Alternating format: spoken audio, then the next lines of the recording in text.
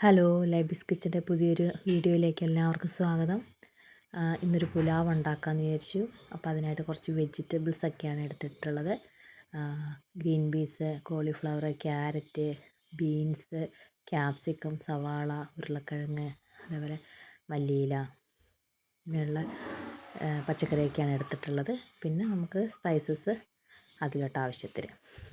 പിന്നെ ഞങ്ങൾ കുക്കറിലാണത് ഉണ്ടാക്കിയത്. അപ്പോൾ അതിലോട്ട് കുറച്ച് നെയ്യ് ആഡ് ചെയ്തതിന് ശേഷം സ്പൈസസ് ഒക്കെ ഇട്ട് കൊടുത്തിട്ട് സവാള ഒക്കെ നന്നായിട്ട് വഴണ്ട് വന്നതിന് ശേഷം മസാലപ്പൊടികളാണ് പിന്നെ ചേർത്ത് കൊടുത്തത്.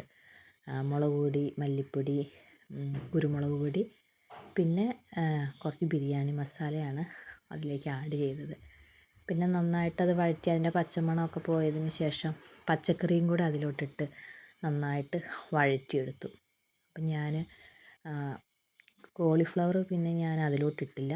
ഞാനതൊന്ന് ചെറുതായിട്ടൊന്ന് ഫ്രൈ ആക്കിയെടുത്ത് മാറ്റി വെച്ചു. അപ്പോൾ അവസാനം മിക്സ് ചെയ്യുമ്പോൾ അതിൻ്റെ കൂടെ ഇടാൻ വേണ്ടിയിട്ട്. അതിൻ്റെ കൂടെ ഇട്ട് കഴിഞ്ഞാൽ ചിലപ്പം ഭയങ്കരമായിട്ടങ്ങ് വെന്തു പോകും. അപ്പം ഞാനത് ഒന്ന് ഫ്രൈ ആക്കിയിട്ടൊന്ന് മാറ്റി വെച്ചു.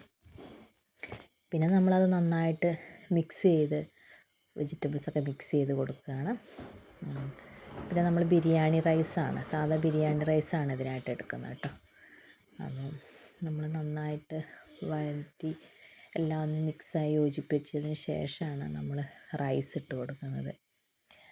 റൈസ് അതേപോലെ ഒന്ന് എല്ലാം കൂടെ ഒന്ന് മിക്സ് ചെയ്ത് നന്നായിട്ട് ഇളക്കി നന്നായിട്ട് കൊടുക്കും.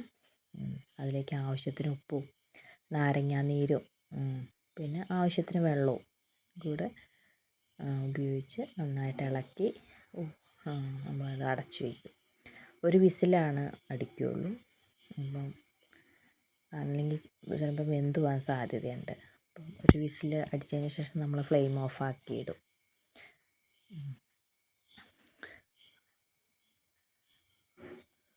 നന്നായിട്ടത് മിക്സ് ആയിട്ടുണ്ട്. ഇനി നമ്മളതിലോട്ട് വെള്ളം ഒഴിച്ച് കൊടുക്കും.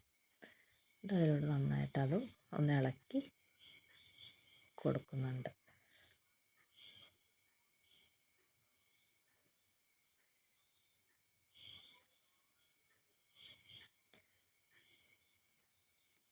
പിന്നെ നമ്മൾ അതിനായിട്ട് ഇതിൻ്റെ സൈഡായിട്ട് നമ്മൾ ചെറിയൊരു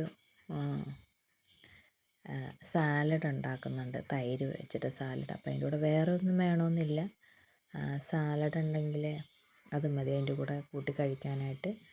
അത് രുചിയുണ്ടാവും. അപ്പം അതിനായിട്ട് നമ്മൾ വീട്ടിൽ തന്നെ തൈരൊക്കെ വീട്ടിൽ തന്നെ ഉണ്ടാക്കുന്നതാണ്. അപ്പം തൈര് വെച്ചിട്ട് നമ്മൾ ഒരു സാലഡും കൂടെ അതിൽ ഉണ്ടാക്കി. ഇപ്പം എല്ലാവരും ഉണ്ടാക്കുന്നതാണ് പുലാവ്. എളുപ്പം ആണ്, വേറെ കുറേ കറികളൊന്നും ഉണ്ടാക്കണ്ടല്ലോ. എല്ലാ വെജിറ്റബിൾസും ആഡ് ചെയ്തിട്ട് നല്ലൊരു റൈസ്. അപ്പം എല്ലാവർക്കും ഇഷ്ടമാവും, അത് കഴിക്കാനായിട്ട് രുചിയുണ്ടാവും. നമ്മളൊരു വിസിൽ ആവി പോയതിന് ശേഷം നമ്മൾ തുറന്ന് നോക്കിയപ്പോൾ എല്ലാം ഒന്ന് മിക്സ് ആയിട്ടുണ്ട്. പിന്നെ നമ്മൾ നന്നായിട്ട് അതൊന്ന് ഇളക്കി യോജിപ്പിച്ച് കൊടുക്കും.